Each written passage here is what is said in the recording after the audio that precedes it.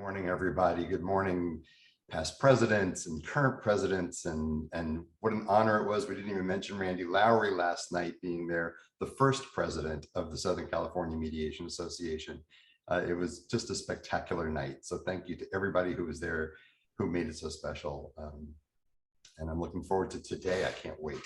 I'm looking at Deborah Dupree's smiling face and some others who are going to be presenting today, and I'm looking forward to it. So we've all heard it said that mediation is like working magic, though most of us have heard it expressed as now go work your magic by the folks in front of us. They count on that. Sometimes we can work magic, but in ways that aren't even readily visible to the parties. The magic of mediation in my mind is about two things, and neither of them directly relates to settling the hard to settle case. The magic we do often has more to do with who we are and what our presence is when we're in the room. The magic is more about what we bring than what we do. So much of our energy and our intention is in embodying our confidence, our optimism, and creating and holding space for the parties for them to say things to each other that they haven't said before, or at least in a while. The study of mediation is generally intellectual. It's cerebral, it's strategic, it's tactical. We learn how to do it. We sit in a classroom, we take notes, we go through diagrams and pages, and we study Len Riskin and the Thomas Kilmann instrument and all the other wonderful teachings in the field. They're all important. You got to master the skills, there's no question. But what elevates mediation to the level of being magic is when we create safe space for the participants to actually create the magic themselves. We know self-determination is it's a principle of the mediation process. We learned that in the first day of our first mediation course ever. But this is more than just self-determination. Sometimes the most magical mediations happen when the mediator does very little. So picture yourself sitting at the head of a table. To the right is counsel for the plaintiff, and to their right is the plaintiff. It's a medical malpractice, wrongful death case. She's the daughter. She's one of three. On your left is defense counsel, and far left is the risk manager for the hospital. Plaintiff's counsel goes first. He lays the case out, talks about the negligence and the malpractice he feels was created. And as you hear him telling the story, you can tell already it's not about that. The daughter goes next, and she says, I'm one of three. And by the way, she's in her mid-50s. She says, I'm one of three. My other two sisters aren't backing me on this. I'm here by myself. I was the one on the hospital floor. I was the one taking care of mom when her 4 hours had passed and she didn't get her pain meds, and listening to her writhe in pain. And I was at the nurse's station, admittedly, screaming at them to get her meds. I was that person. And I watched what went on in that hospital, and I feel like if they had taken better care of her, she'd still be here today. She goes on and assures them above everything else, she's not going to quit. So in a lot of ways, it tees up like a typical litigated case. And the plaintiff is venting, we call it, or telling her story. But with tears in her eyes and with passion seeping out her pores. When she finishes, I do what we mediators do, and I say, I'm so sorry for everything you had to go through. I think most of us have been through something like that in a hospital before, and it's so painful. And it's so hard to watch. She says, thank you. I turned to defense counsel, expecting that he would go next, but the risk manager, who I'd mediated with a few times before, said, Lee J, could I go next? So let me just see a showing of hands. How many of you have ever had an insurance adjuster or a risk manager ask to speak first before counsel? Anybody? Anybody? She looks across the table, mirrors the body language of the woman sitting in front of her with her elbows on the table, and she says, I know what you're going through. And the woman sits back and she says, no, I actually know what you're going through. For me, it was my father. It was 10 months ago. There was a hospital up north. They did a lot of things wrong.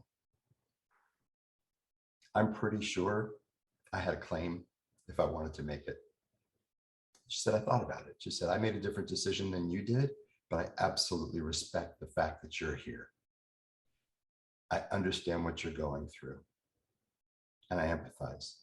And she said, I still reach every morning for the telephone to call my dad and wish him a good day. And I have to remind myself he's not there. The woman starts to well up with tears, the plaintiff. The hospital woman says, I want you to know we are here to do the best we can today to try to make this right. I know we can't bring your mother back. I'm not sure any medicine would have saved her, but I'll tell you, I know what you're going through, and I want to do whatever I can to make it better today. Sitting at the head of the table, all you could do is push back and let out a big sigh. Right? So now I look at defense counsel. He's the only one who hasn't spoken yet. And he's got his elbows on the table and his hands are shaking. And he just looks at me out of the side of his eye. He can't even turn to face me. He says, in a breaking voice, suffice it to say, mine's a little too fresh. Would it be okay if we just went to separate rooms now? I said, of course, absolutely. So I turned to the plaintiff and plaintiff's counsel. I said, I'm going to walk them down the hall. I'll come back and sit with y'all in just a couple of minutes. And I go walk the hospital risk manager and her attorney down the hall. In that room, she said, I said to her, that was amazing. She said, and I said, I'm so sorry you had to go through that too. She said, it's not easy. And I understand. She said, Lee, I'm going to cut to the chase here. We had a meeting. We roundtabled this yesterday afternoon. I got $35,000, which is the micro reportable limit. So she was a penny under that. She said, did I fight to get her more? Yeah, I did.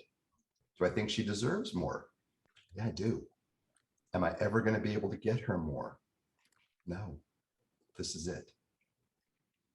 She said, you take it, you go with it, you decide how to dole it out, whatever, it's yours, just let me know if it's going to get it done. And I said, I got to tell you, after what she went through in there emotionally and you connecting with her that way, I don't think we should nickel and dime this one. I think we go in there straight and notice, I have no problem telling people what I think they should do. And she said, your choice, whatever, you've got it. I said, oh, no. You're coming in there with me and you're the one who's going to present the $35,000 number and tell her everything you just told me. She said, me? Why me? I said, because the way you were able to connect with her in there, you have that connection. She said, well, if you think it's the right thing. I said, let's sit down and go through this once before we go in there. And we kind of rehearsed through it. We went in the other room. She walked in the room. She said exactly the same thing. I tried to get you more and I couldn't. I fought to get you more and I couldn't. I think you probably deserve more, but I'm never going to be able to get it. This is all I've got. And wisely, with some coaching, she saved the number till the end. And she said to the woman, I've got $35,000. Will that get it done?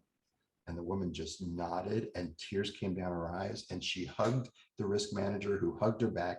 And I'm standing there witnessing this. We wrote it up. We were done that fast. I was telling my friend Richard Millen of the Cloak Millen Award, the story. And I said, Richard, it was like the most amazing theater. And I did absolutely nothing. They did this all themselves. And he said, that's not true. He said, you brought into the room a safety and a comfort and a presence and confidence. And you allowed them to go to a place that they might not have if somebody else wasn't there holding that for them. That's the magic of mediation. And harnessing it sometimes means just being there and bringing that in the room with you. That's why we say sometimes it's what you bring, not what you know. So the second part of the magic happens between participants when we create the space, and what they do when we let them be the good humans they are.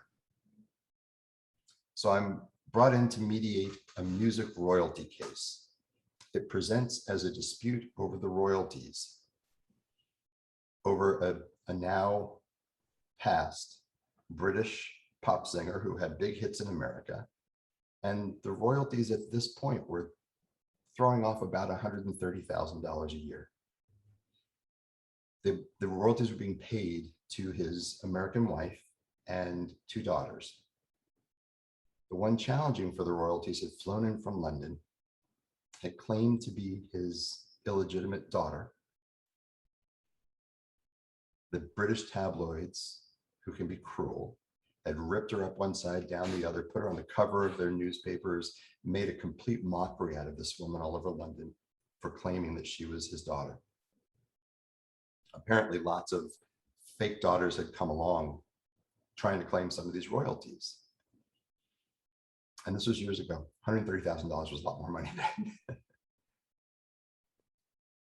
She sits teary-eyed and tells across the table, the wife and the 2 daughters, the story she'll never ever forget about her 6th birthday and how her dad brought her a pink bicycle with little streamers coming out of the handles and a white basket on the front, and sat on the edge of her bed with her and said, I know I'm not here very much, but I am your father. I will always be your father. I will always be in your life. And then he passed away within a year or 2 after that. She tells the story across the table to his American wife and 2 daughters. The American wife and the lawyers just sat and watched all of this. They were fantastic. They knew when to get involved and when not to. The American wife says to me, is it okay if we meet in a separate room? So I take them down the hall, same room as the last case. She says, can you give me a minute with my girls? And the lawyer and I both stepped out. When they call us back in, she says, I'd like to talk to her directly across the table in front of everybody, if that's okay.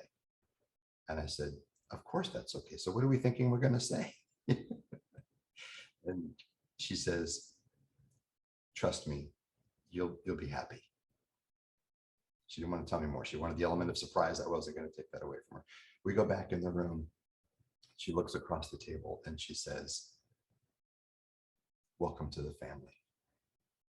She says, you are his daughter. He told me that story.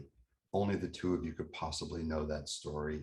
I could tell the minute I looked at you, I thought it was true, but when you told me that story, I knew. Now here's what I want you to do. I want you to go pack your bags in your hotel room. We're going to pick you up. You're not staying in a hotel. You're staying in our home with us. She looked at the lawyers and she said, you got 15 minutes, write it up, give her a share of all the royalties from the back, way back to the beginning. And going forward, she gets her equal 1/4 share. And she gets up. The woman from London gets up. They go to the far end of the table. They hug. The 2 daughters come and glom on to the hug. And now I have this heaping, crying, hugging family sobbing at this reunion. And the 2 lawyers and I looked at each other. And again, I didn't do anything. I literally did nothing except create the space for them to be the good humans they are and make it safe for them to say things they've never said and have discoveries they've never had. Then sometimes they need us to intervene a little bit more and play more of a role in their story. Sometimes in our own voice, and sometimes through what Jim Malamed calls speaking through other voices. Raise your hands if you've ever felt like you were just channeling, like the words were coming through you and you weren't thinking of them or inventing them or creating them or strategizing them, but the words just move through you. There we go. I'm sitting in front of a family business dispute. A woman had died leaving children who were then mid-teenagers, 13 and 15, I think. Her brother, their uncle, took them under his wing, brought them into the family business, pardon me, the food distribution business, taught them the business, coached them, trained them, taught them how to be good business people.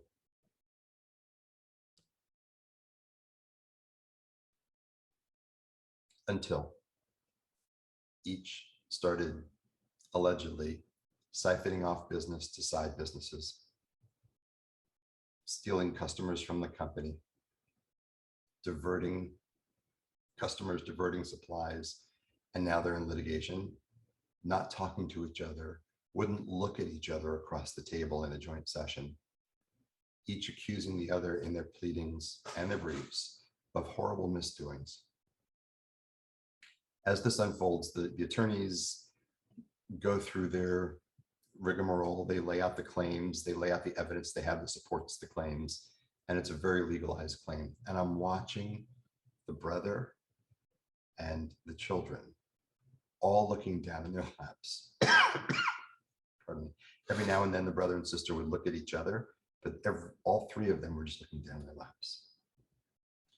Pulled the attorneys aside and said, I didn't tell them this, but channeling Ken Cloak and his book, Mediating Dangerously, and maybe not taking it as in the same way he meant it, but certainly mediating dangerously. Because mediation and peacemaking, I think, is a calling for the bold.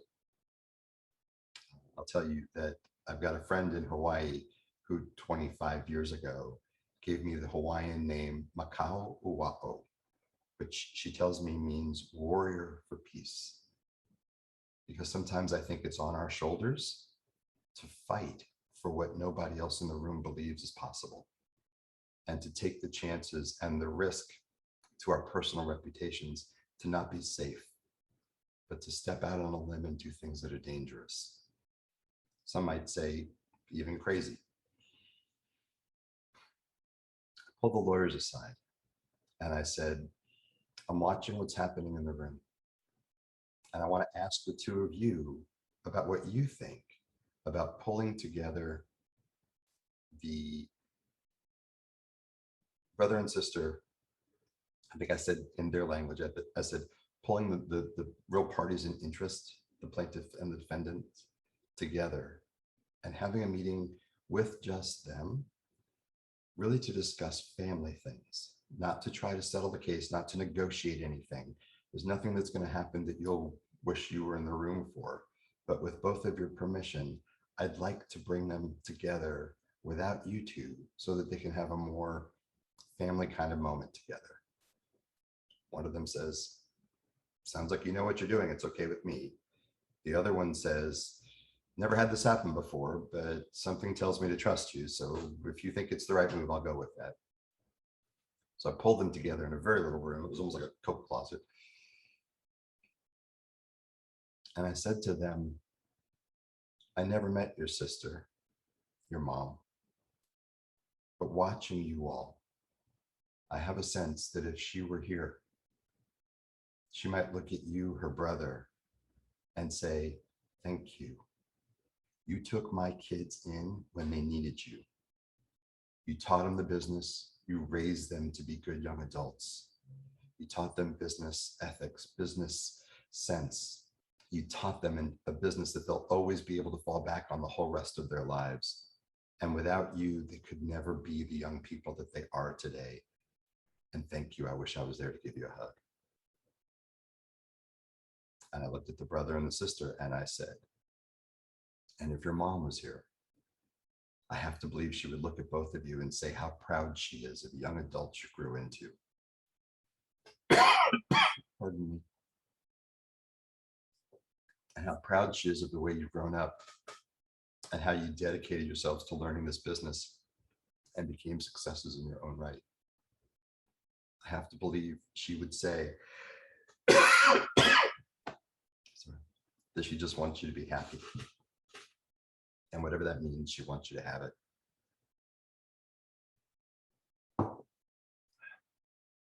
but mostly that she's just proud. I said, we have our work ahead of us today. But my sense is the last thing she would want is you all suing each other and spending a lot of money to fight with each other. But that's not how she left you, and that's not how she wants you to be with each other. So I said, I'm going to suggest that I put each of you alone in your rooms with your attorneys to talk a bit and to think a bit about how you want to approach this from here on out. I'll do anything you want to do. That's what I'm here for today. But I want you to have a thought about what your mom would want, what your sister would want if she were here. They said, okay, put them in separate rooms. Case settled in 45 minutes from that point. They shook hands at the end, and there was a settlement. I don't even remember it. But every one of them came up and shook my hand with both hands and sincerely thanked me. That day, the mediator had to intervene with a heavier hand. I'm so sorry. Had choices. Made choices that maybe not all of us would have made, maybe not many of us. But I tell you the story to encourage you to be bold, to encourage you to trust your instincts and your gut and your heart. Mediating, when done from the brain, gets cases settled. Mediating, when done from the heart and the gut, from that raw and open place inside of us that's not focused on what we can put out, but is focused on what we're taking in. Mediation that comes from that place opens the door to magic. Not every case lends itself to this. Not all the people in front of us lend themselves to this. But I think we have to reach for it if it's there. The old adage is if you shoot for the moon and miss, you might hit a mountain. But if you shoot for the stars and miss, you might just hit the moon. Richard Millen taught me a lot about this. He had a way of simplifying everything. And King Cloak has a way of making it all just beautiful and natural. That's who they are. I'm who I am, and every one of you is who you are. I want to encourage you to bring all of yourself into the room, not just your mind, not just the puzzle putter together, not just the intellectual person who can understand the lawsuit better than the lawyers, if some of you are still trying to do that. I want to encourage you to bring your heart and your soul and your being and your spirit into that room, and then open it up and let them fill it with what they brought that day and what they need. If you're in touch with them, if you're in tune with them, if you're aligned with them, and make it about them and not about us, that's when the door opens for magic to walk in the room. One of my favorite quotes is, the alchemy of what we do, there's magic involved. We transform things. We take things that are ugly and mean-spirited and awful and help people get through that. We come out the other end of that in a different place. That's the magic. That's not my quote. Those are not my words. That's your incoming president, Richard Earhart. That's what he wrote to me about what this conference and this work means to him. And I just want to encourage you to look for it in the room. Assume that it's there and that it's our job just to find it.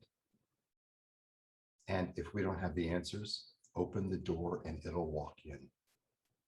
The people in front of us have the answers. They know what they need. Help them find it. Be of service. Let them find their way to what they need to say and what they need to hear.